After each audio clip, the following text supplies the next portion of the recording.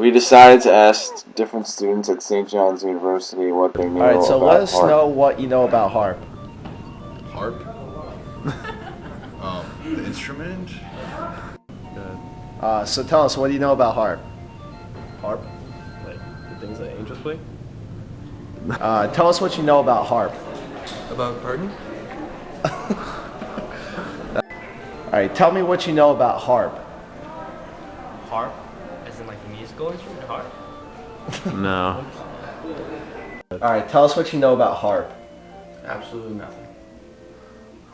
Do one person. Alright. Alright, tell me what you know about Haarp. Harp? Yeah, Haarp. H-A-A-R-P, Haarp. Beer? Alright, tell us what you know about Haarp. Harp? Yeah, Haarp. H-A-A-R-P, Haarp. I don't know anything about it. Tell me a little what you know about Haarp. About what? Haarp. H-A-A-R-P, Haarp. It sounds familiar. What is it? Go ahead. Alright, tell us what you know about Haarp. It's a machine that changes the weather, alters the weather using microwave ions and something like that. How do you know about that? How? I've seen a video on the conspiracy theories. As you can see in the video, almost no one knows about Haarp and what it can do. So we've put a clip here in our video.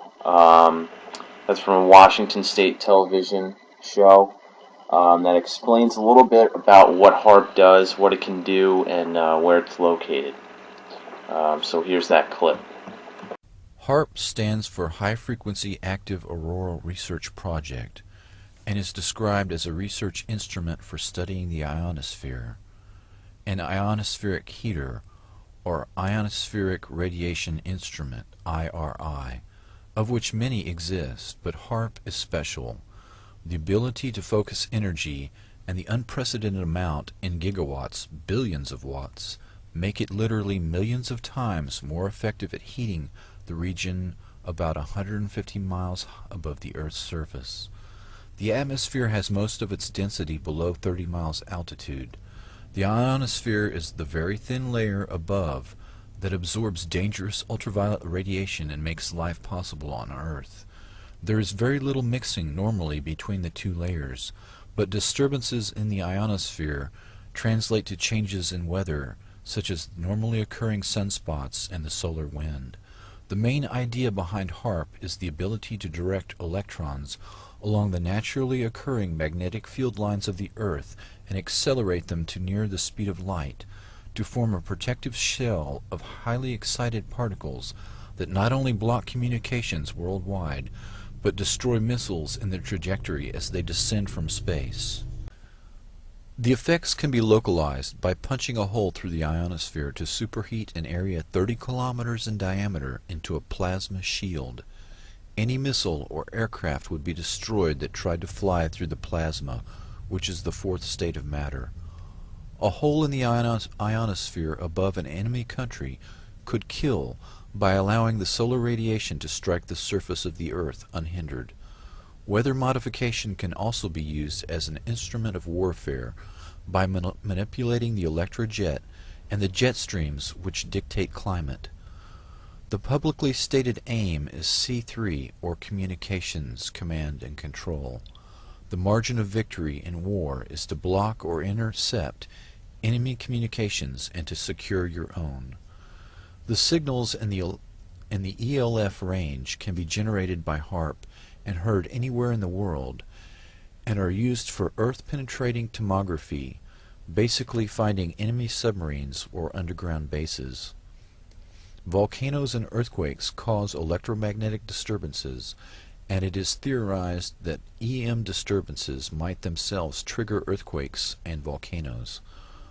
Dr. Richard Williams says the high-energy experiments will generate the equivalent of the output of 10 to 100 large power generating stations, and that tests of these kinds could cause irreversible damage, unquote.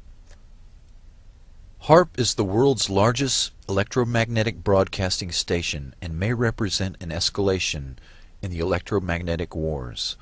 The project is a creation of the U.S. Air Force and Naval Research.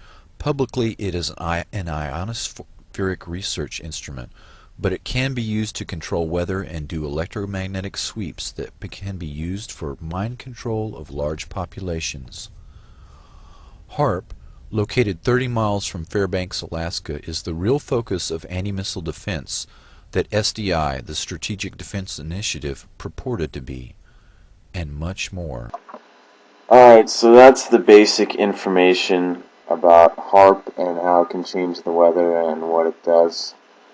And what we're trying to prove with this project here is the fact that HARP was used to create the tsunami and earthquake over in Japan. Here's a chart of the worldwide deadly and destructive earthquakes between magnitude 6 and 8 since 1900. Now, HARP was created in 1998, and you can see from 1900 to about 1995, there's no major drastic change in the number of earthquakes. But it's interesting to note that once you get to about in between 1995 and 2000, and especially from 2000 to 2008, you see a drastic rise in the amount of deadly and destructive earthquakes, which is interesting. And this doesn't even go up to 2011, which is when the tsunami happened in Japan. Well, this picture is interesting because it shows that since HARP has been created, the number of earthquakes that are really deadly has gone up dramatically.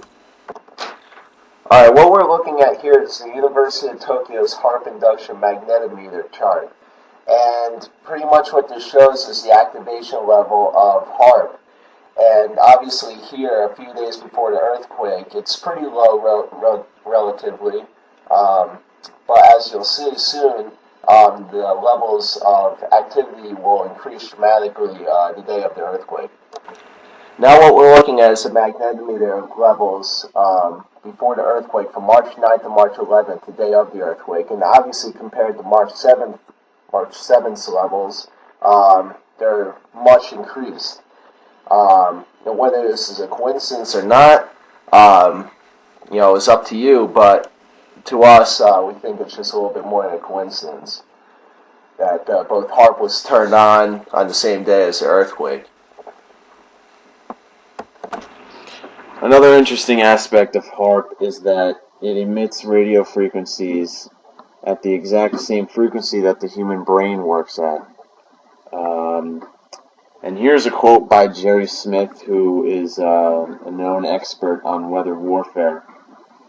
He says, "What scares me the most about the Navy's plan is that the ELF radio frequencies they plan to be broadcasting in are the exact same frequencies that the human brain works at.